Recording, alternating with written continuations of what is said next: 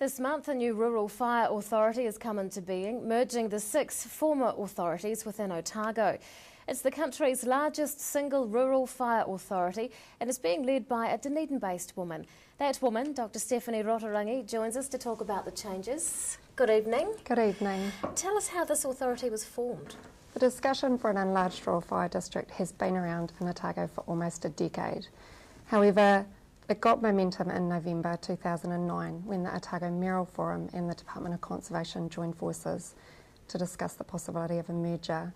And since then, we've spent some time talking about a shared vision, and now we've become effective as of the 1st of July.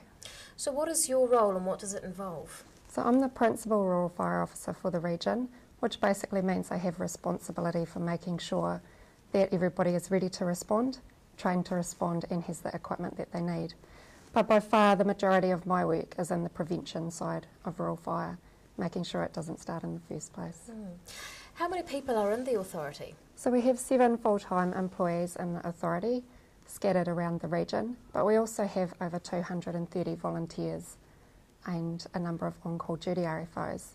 We work very closely also with the Department of Conservation and forestry companies as well. Are any others based in Dunedin? So there's 2 others based in Dunedin with me, an administration manager and a deputy principal rural fire officer. And it's the largest rural fire authority. What kind of challenges does that bring?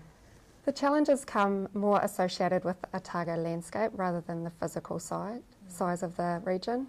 So the coastal hills of Otago have a very different fire behaviour to central Otago, and we also have a number of towns which boost population over the summer periods, each of which has its own rural fire challenges and solutions.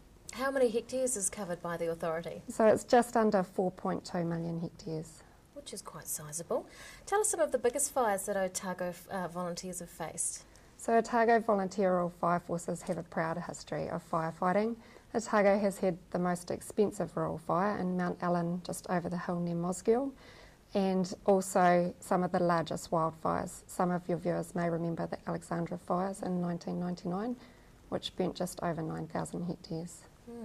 What are some of the benefits of having this single authority? So the benefits are numerous. First and foremost, there's the central administration and the economies of scale that we can now have. There's also the ability for training and resources to be looked at again, but mainly it's also having the ability to have dedicated rural firefighting professionals servicing the region. What other things does the authority do? So we do a lot of work in the prevention side, so some of your viewers may be familiar with fire permits, so the issuing of fire permits across the region, also making sure that each community has their own plan for rural fire. Dr. Stephanie Rotarangi, thank you so much for your time. Thank you.